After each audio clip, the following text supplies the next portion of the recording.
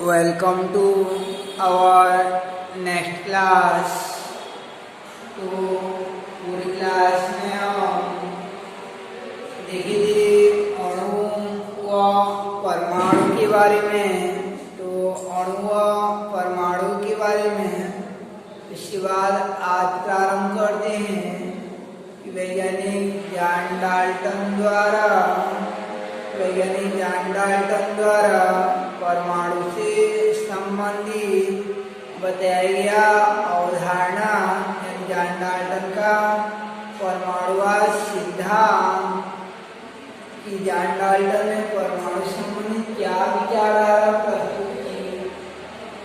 तो पहला होता है आपका कि जॉन डाल्टन ने बताया कि जॉन डाल्टन का एटॉमिक थ्योरी, जॉन डाल्टन का परमाणुवाद सिद्धांत में इन्होंने बताया पहला कि परमाणु जो है अविभाज्य कण होता है, यानी परमाणु जो है वह अविभाज्य कण होता है, यानी परमाणु को और विभाजित नहीं किया जा सकता। तो जॉन डाल्टन ने परमाणुवाद सिद्धांत में बताया कि पहला बिंदु हो जाएगा परमाणु अविभाज्य कण होता है, परमाणु पदार्थ का सूक्ष्मतम अविभाज्य कण होता है। यह एटम से मिलकर बनता है, जो कि दो भागों से मिलकर बनता है, ए प्लस टर्म, यानी ए में होता है ए कैन नॉट,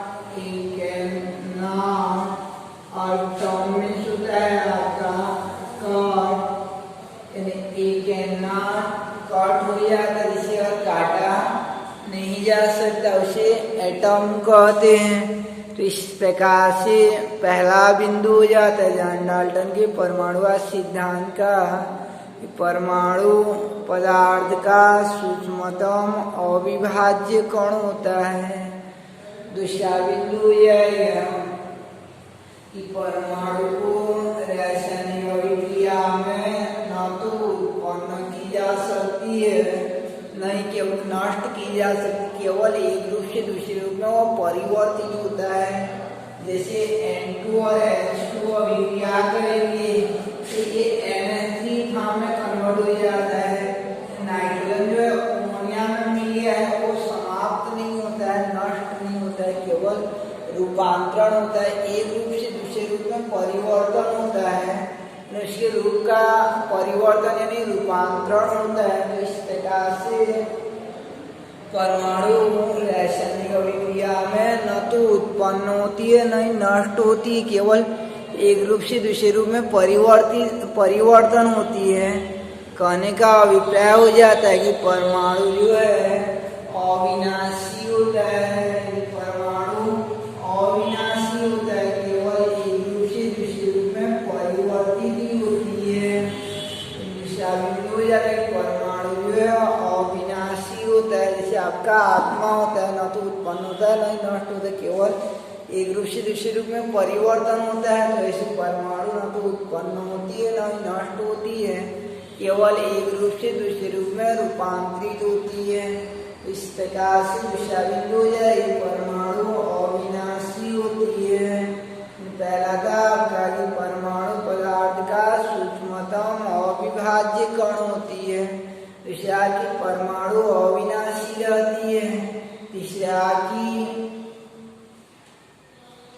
एक ही तत्व लेंगे, तो एक ही तत्व लेंगे हम लोग, उसमें उपस्थित सभी परमाणु का आकृति, आकार व द्रव्यमान तथा क्रमांक समान होता है। जैसे हम लोग सोडियम तत्व लेंगे, सोडियम का तत्व लेंगे, उसमें सोडियम परमाणु लेंगे, सोडियम परमाणु लेंगे, Na लेंगे। अगर मान लीजिए ऑक्सीजन परमाणु लेंगे तो ऑक्सीजन ही लेंगे।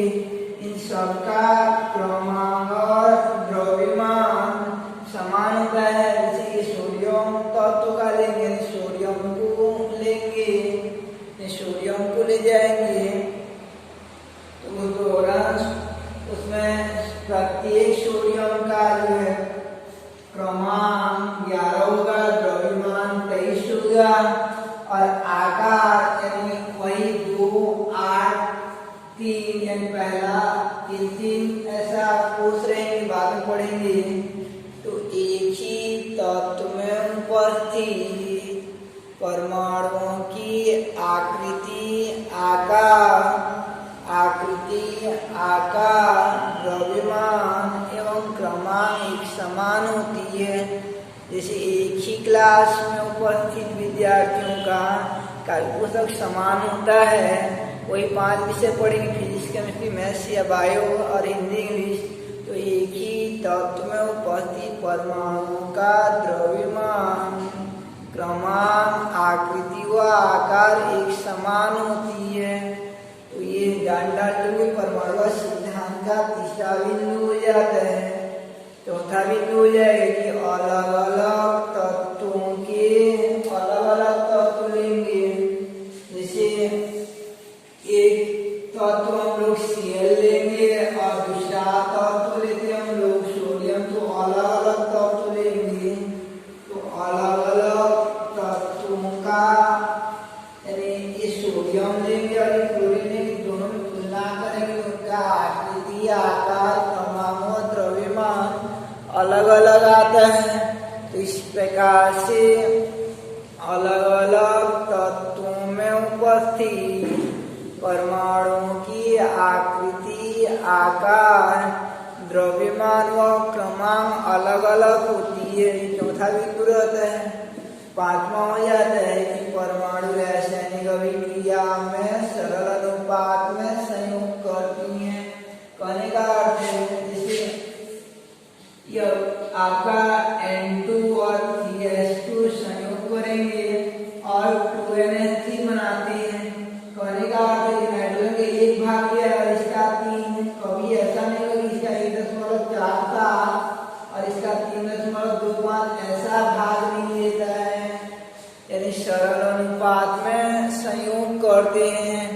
तो इस प्रकार से जान डाल्टन के परमाणु सिद्धांत का 5वां बिंदु हो जाता है कि परमाणु रासायनिक अभिक्रिया में सरल अनुपात में संयोग करती हैं। परमाणु रासायनिक अभिक्रिया में सरल अनुपात में संयोग करती हैं। इस प्रकार जान डाल्टन के परमाणु सिद्धांत के प्रमुख बिंदु हो जाते हैं। इनमें से पहला होता है कि पदार्थ का सूक्ष्मतम यानी पदार्थ का सूक्ष्मतम अविभाज्य कण होता है। कहने का अर्थ जो है परमाणु सिद्धांत का पहला बिंदु हो जाएगा कि परमाणु अविभाज्य कण होता है। दूसरा हो जाएगा कि परमाणु अविनाशी होता है, परमाणु अविनाशी होता है। तीसरा कि एक ही तत्व में उपस्थित तत्वों के परमाणुओं के आकृति, आकार, द्रव्यमान और क्रमांक समान होती है। चौथा कि अलग अलग तत्वों में उपस्थित परमाणुओं की आकृति, आकार, द्रव्यमान और क्रमांक अलग अलग होती है। और पांचवा की परमाणु रासायनिक अभिक्रिया में सरल अनुपात में संयोग करती है। ये जान डाल्टन के परमाणु सिद्धांत का प्रमुख बिंदु हो जाता है कि जान डाल्टन ने अपना परमाणु सिद्धांत प्रस्तुत किया था। इनके प्रमुख बिंदु इस प्रकार से हो जाते हैं आपके। अब देखते हैं आगे कि ये आपका जान डाल्टन के परमाणु सिद्धांत कि जान डाल्टन का परमाणु सिद्धांत जो है इस प्रकार से हो गया आपका कि ये था आपका जान डाल्टन का परमाणु सिद्धांत। अब आगे देखते हैं हम लोग कि जान डाल्टन का परमाणु सिद्धांत के उपरांत कि इनमें क्या कमी रह जाती है, कि जान डाल्टन के परमाणु सिद्धांत में क्या कमी रह जाती है। जब आइसोटॉप और आइसोबार का डिस्कवरी हो गया, मीन्स समस्थानिक और संभारित का खोज हो गया, तो उस दौरान जो है संभारित और समस्थानिक का जब खोज हो गया तो यह देखा गया कि एक ही तत्व में भी ऐसे परमाणु पाए जाते हैं, एक ही तत्व में भी ऐसे परमाणु पाए जाते हैं जिनका क्रमांक तो समान होता है किंतु द्रव्यमान अलग अलग होता है, जिन्हें समस्थानिक कहा जाता है। आगे बढ़ेंगे समस्थानिक के बारे में। तो समस्थानिकों के लिए जान डालता तो परमाणुवाद सिद्धांत जो है विफल हो जाता है। ऐसे संभारिक जिनका द्रव्यमान समान होता है लेकिन क्रमांक अलग अलग हो जाता है तो उन्हें संभारिक कहा जाता है। इनके लिए जान डालता के परमाणुवाद सिद्धांत प्रभावी नहीं रहता है। तो ये था आपका जान डाल्टन के परमाणुवाद सिद्धांत एवं उनकी कमियां। तो इस प्रकार हम लोग अभी तक के कहानी में यानी परमाणु संरचना में ये देखे हैं कि पहले हमारे पास एक पदार्थ था, उसको छोटे छोटे टुकड़ों में विभाजित किए तो एक सूक्ष्म कण मिला जिसका गुणधर्म पूरे पदार्थ के गुणों से मिलता जुलता रहता है। तो उस छोटे कण को प्रारंभ में अणु नाम दिया गया, फिर बाद में जो है इस छोटे से छोटे कण को परमाणु कहा गया। तो अब तक की स्थिति में सबसे छोटा कण परमाणु हो जाता है जान डाल्टन की स्थिति में।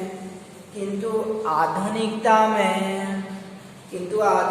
में यह खोज हुई है कि जैसे यानी कांच को बाल में या सिल्क के कपड़े में रगड़ते हैं तो कांच जो है ऋणावेशित हो जाता है, तो कांच जो है आवेशन गुण उत्पन्न हो जाता है। एक कांच लेंगे हम लोग और उसमें उसको रगड़ेंगे बाल से या कपड़ा से जो है तो उसमें कुछ आवेशन गुण उत्पन्न हो जाता है। तो उसमें आवेश आ जाता है, तो एक प्रकार का आवेश जो है कुछ अतिरिक्त कण आ जाने के कारण उत्पन्न होता है। तो वैज्ञानिक विदों के मन में ये जिज्ञासा उत्पन्न हुई कि परमाणु के अंदर होना हो अवश्य ही और कोई कण होते हैं जिसके कारण एक पदार्थ जो है आवेशित हो जाता है, ऋणावेशित हो जाता है। जैसे कांच को बाल में रगड़ेंगे तो वह ऋणावेशित हो जा रहा है मान लो, तो उस दौरान यानी बाल से कोई कण वहाँ पे जाता रहेगा और वो ऋणावेशित हो जाता रहेगा। तो वैज्ञानिकों के मन में ये जिज्ञासा उत्पन्न हुई कि परमाणु के अंदर और भी कई सूक्ष्म कण होते रहेंगे जिन्हें कि कहा गया आगे जाकर परमाणुविक कण कहा जाता है। परमाणु के अंदर और भी सूक्ष्म कण पाए जाते हैं। तो आधुनिकता में वैज्ञानिक नील्स बोर, बोरी, रदरफोर्ड, जे थॉमसन और हाइजेनबर्ग इन वैज्ञानिकों द्वारा स्पष्टीकरण किया गया कि परमाणु के अंदर और भी सूक्ष्म से सूक्ष्म कण पाए जाते हैं जिन्हें कि क्रमशः इलेक्ट्रॉन, प्रोटॉन व न्यूट्रॉन नाम दिया जाता है। परमाणु के अंदर जो है और भी सूक्ष्म कण पाए जाते हैं जिन्हें कि क्रमशः electron, proton, neutron, neutrino, anti neutrino, meson, pi meson, mu meson इन नाम से जाना जाता है। परमाणु के अंदर और भी सूक्ष्म कण पाए जाते हैं। तो आधुनिकता में वैज्ञानिकों द्वारा बताया गया कि प्रयोगों के आधार पर कि परमाणु का यानी पदार्थ का सूक्ष्मतम कण यानी सूक्ष्मतम अविभाज्य कण जो परमाणु नहीं होता है, अपितु जान डाल्टन के परमाणुवाद सिद्धांत का विखंडन करते हुए आगे बताया गया कि पदार्थ के सूक्ष्मतम कण परमाणु नहीं है, अपितु परमाणु के अंदर भी और कई सूक्ष्म कण माइक्रो पार्टिकल्स पाए जाते हैं, जिन्हें कि क्रमशः electron, proton, neutron, neutrino, antineutrino, meson, mu meson, pi meson इन नाम से जाना जाता है, पॉजिट्रॉन इन नाम से जाना जाता है। तो परमाणु के अंदर परमाणु सबसे छोटा कण नहीं होता है, अपितु उससे भी और छोटा कण होते हैं। जैसे प्रारंभ में हम लोग क्या मानेंगे कि सब यानी विश्व के अंदर जो है सबसे छोटा जो है गांव होता है, ये मानेंगे, यानी अणु होता है, ऐसा माना जा रहा था। उसके बाद देखा गया गली होता है बोल के, फिर देखा गया गली के अंदर जो है घर होते हैं। तो ऐसे जो है यानी पदार्थ का सबसे छोटा कण अणु के अंदर परमाणु, परमाणु के अंदर और भी सूक्ष्म कण पाए जाते हैं, जिन्हें क्रमशः इलेक्ट्रॉन, प्रोटॉन, न्यूट्रॉन मुख्यतः इन नामों से जाना जाता है। तो देखते हैं आगे हम लोग कि परमाणु के अंदर इलेक्ट्रॉन का खोज किस प्रकार किया गया, यानी डिस्कवरी ऑफ इलेक्ट्रॉन, यानी इलेक्ट्रॉन का खोज किस प्रकार से की गई।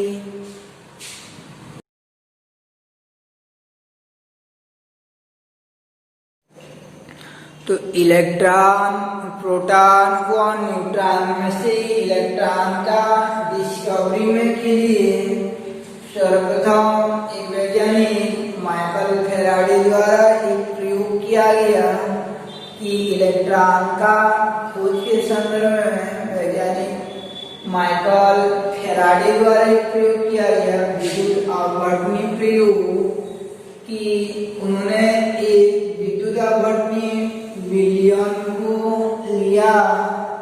तो रहेगा विद्युत आवर्तनी विलयन, और विद्युत आवर्तनी किसे कहते हैं, तो जैसे आपका NaCl, KCl, HCl ये रहते हैं, तो ये ठोस अवस्था में जो है यानी एक दूसरे से बंधे रहते हैं, एक दूसरे से ये बंधे रहते हैं, धनायन और ऋणायन आपस में जुड़े रहते हैं।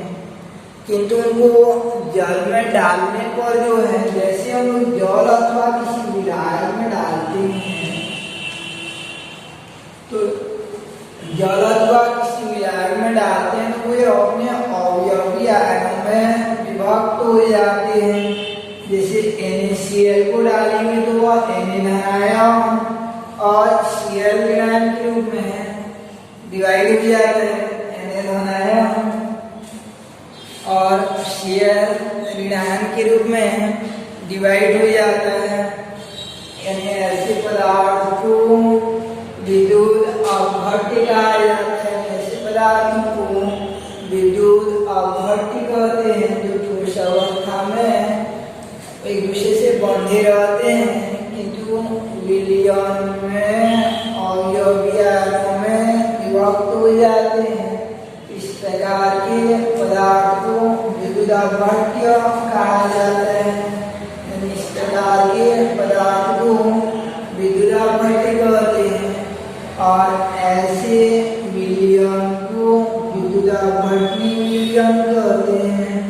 विद्युत अपघटनी विलयन कहते हैं, विद्युत अपघटनी विलयन कहा जाता है। इस प्रकार कोई पदार्थ जो जलीय विलयन में अथवा विलायक में घोलने पर, किस विलायक में घोलने पर अवयवी आयनों में विभक्त हो जाते हैं, अवयवी आयनों में विभक्त हो जाते हैं, उन्हें विद्युत अपघट्य कहते हैं। जैसे NaCl ठोस अवस्था में एक दूसरे से बंधे रहते हैं, सोडियम और क्लोराइड जो है, लेकिन जलीय विलयन में जो है अलग अलग धनायन ऋणायन के रूप में टूट जाते हैं, तो इन्हें विद्युत अपघट्य कहा जाता है। यहाँ का NaCl क्या हो जाएगा, विद्युत अपघट्य हो जाता है। जैसे कभी कभी क्या होता है कि एक व्यक्ति रहता है और वह अपनी वाइफ के साथ जो है मेला देखने के लिए गया रहता है, अपनी वाइफ के साथ मेला देखने के लिए गया रहते हैं, तो बाहर में जब भीड़ रहते हैं मेला में, तो एक दूसरे के हाथ को पकड़ कर चलते रहते हैं, यानी एक दूसरे से जुड़े रहते हैं, बंधे रहते हैं। लेकिन जैसे ही वे लोग जो है मान लीजिए आकाश झूला में झूलना चाहते हैं, बैठना चाहते हैं, तो महिलाओं के लिए और पुरुषों के लिए अलग अलग रहता है। तो जैसे ही गेट के पास पहुंचेंगे तो दोनों क्या हो जाएंगे, अलग अलग हो जाते हैं, धनायन ऋणायन के रूप में टूट जाते हैं। पहले तो एक दूसरे के साथ जुड़े रहेंगे, बंधे रहेंगे, लेकिन जैसे ही ये गेट के पास यानी विलायक के अंदर आ जाते हैं तो अवयवी आयनों में विभक्त हो जाते हैं, अवयवी आयनों में विभक्त हो जाते हैं। तो ऐसे पदार्थ को विद्युदाघट्य कहा जाता है। जैसे मान लीजिए रैली निकालते रहते हैं, तो उस दौरान क्या होता है, रैली निकालते रहते हैं तो एक दूसरे के हाथ को पकड़ कर घूमते रहते हैं, लेकिन जैसे ही स्कूल के अंदर आ जाते हैं तो अपने अपने आयनों में टूट जाते हैं, हाथ को छोड़ देते हैं। तो ऐसे को क्या कहेंगे हम लोग, विद्युदाघट्य कहा जाता है। ऐसे पदार्थ को विद्युदाघट्य कहा जाता है। और विद्युदाघट्य मिलाकर बनाया गया विलयन को विद्युदाघटनी विलयन कहते हैं। विद्युदाघट्य मिलाकर बनाया गया विलयन को विद्युदाघटनी विलयन कहते हैं।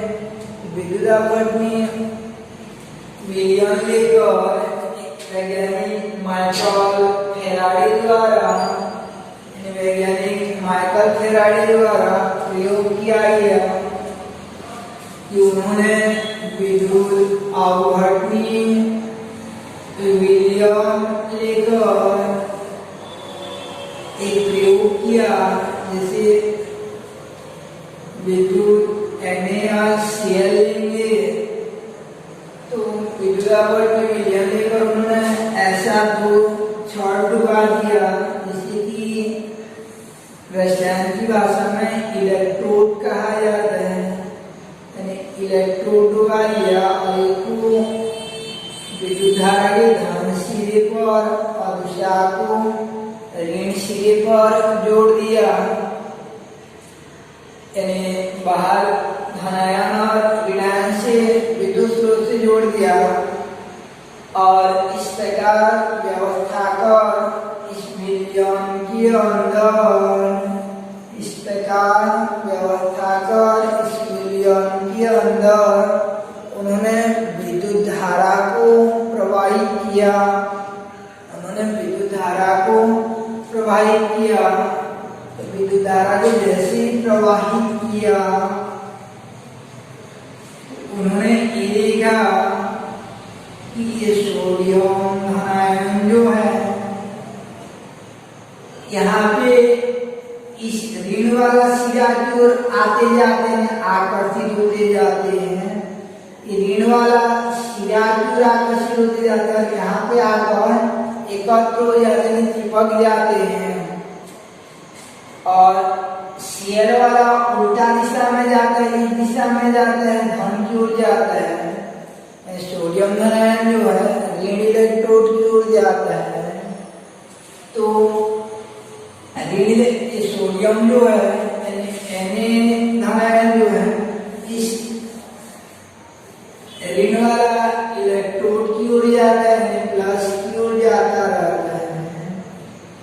तो Na प्लस जो है ऋण इलेक्ट्रोड की ओर जाता रहता है।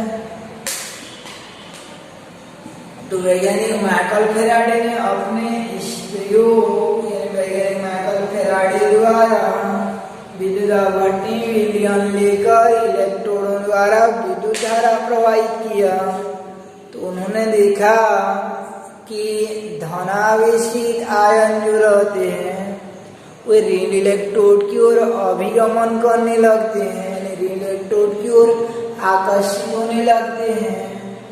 इलेक्ट्रोड की ओर आकर्षित होते रहते हैं और आकर इसके सतह पर एकत्र होने लगते हैं। तो उन्होंने इसके आधार पर यह निष्कर्ष निकाला, उन्होंने इसके आधार पर यह निष्कर्ष निकाला कि होना हो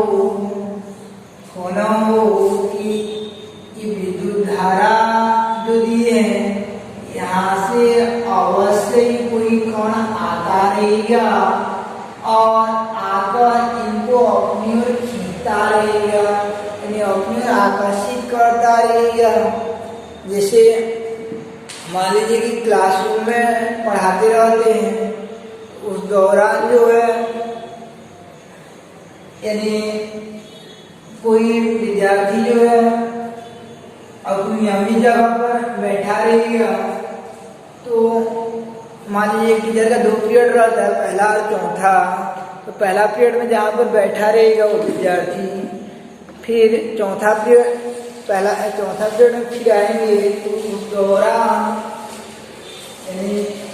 उस दौरान जैसे ही आते हैं तो अपना जगह को बदल दिया रहेगा, अपना स्थान को बदल दिया रहेगा।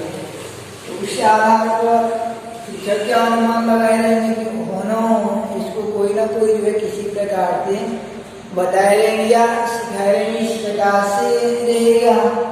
तो ऐसे माइकल फैराडे ने अपने प्रयोग में यह निष्कर्ष निकाला कि ये विद्युत से कोई ना कोई कण अवश्य आता रहेगा और सोडियम आयन को अपनी ओर यानी धनावेशित आयन को अपनी ओर आकर्षित करता रहेगा, धनावेशित आयन को अपनी ओर आकर्षित करता रहेगा। तो वैज्ञानिक माइकल फैराडे इस प्रयोग में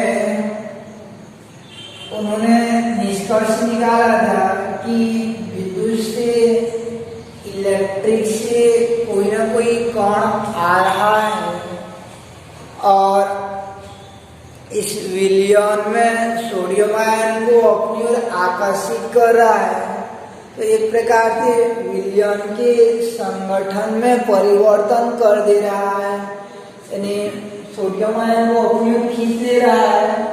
तो सोडियम आयन पास हो जाएंगे, तो उसमें संगठन में विलयन के अंदर रासायनिक संगठन में परिवर्तन हो जा रहा है।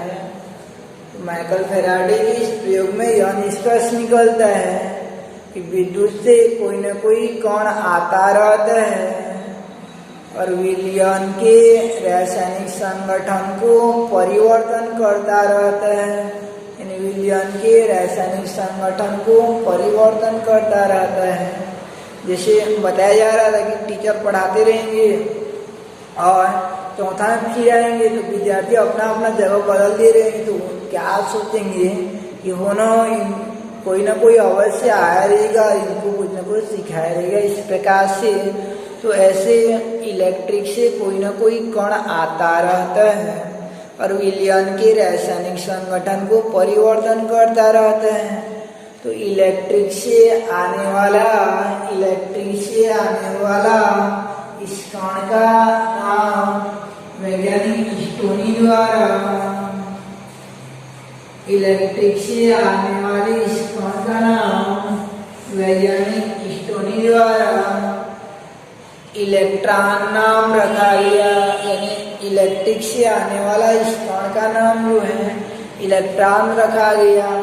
इलेक्ट्रॉन का अब तक डिस्कवरी नहीं हुआ कि वो कैसा रहता है, किस प्रकार उसका गुणधर्म रहेगा, यानी उसकी क्या विशेषता रहेगी, उसका द्रव्यमान कितना रहेगा, ये कुछ नहीं हुआ, केवल नामकरण ही हो पाया था कि इलेक्ट्रिक से आने वाला इस कण का नाम जो है इलेक्ट्रॉन नाम देना चाहिए, बल्कि वैज्ञानिक स्टोनी ने बताया था। तो इस प्रकार माइकल फैराडे के प्रयोग में कि इलेक्ट्रॉन नाम का एक कण होता है, बल्कि पता चलता है कि इलेक्ट्रिक से आने वाला इस कण का नाम जो है इलेक्ट्रॉन नाम दिया गया। इसके पश्चात माइकल फैराडे के प्रयोग के पश्चात लगभग 19वीं शताब्दी के मध्य अंतराल में कि कैथोड किरणों का खोज हुआ, यानी कुछ वैज्ञानिक विलियम क्रूक्स द्वारा कैथोड किरणों का खोज हुआ और उस कैथोड किरणों के खोज से इलेक्ट्रॉन के खोज का मार्ग और प्रशस्त होने लगा, यानी और इलेक्ट्रॉन के खोज की ओर वैज्ञानिक भी जाने लगे। तो कैथोड किरणों का जब डिस्कवरी हो गया तो उसके बाद जो इलेक्ट्रॉन का खोज और सुगमता होने लगा। तो कल देखेंगे हम लोग कि कैथोड किरणें किस प्रकार से खोजा गया, कैथोड किरणें क्या है, इनको किस प्रकार से इनकी विशेषता रहती है और कैथोड किरणों के आधार पर किस प्रकार से इलेक्ट्रॉन का डिस्कवरी किया जाता है, यानी इलेक्ट्रॉन का खोज किया जाता है।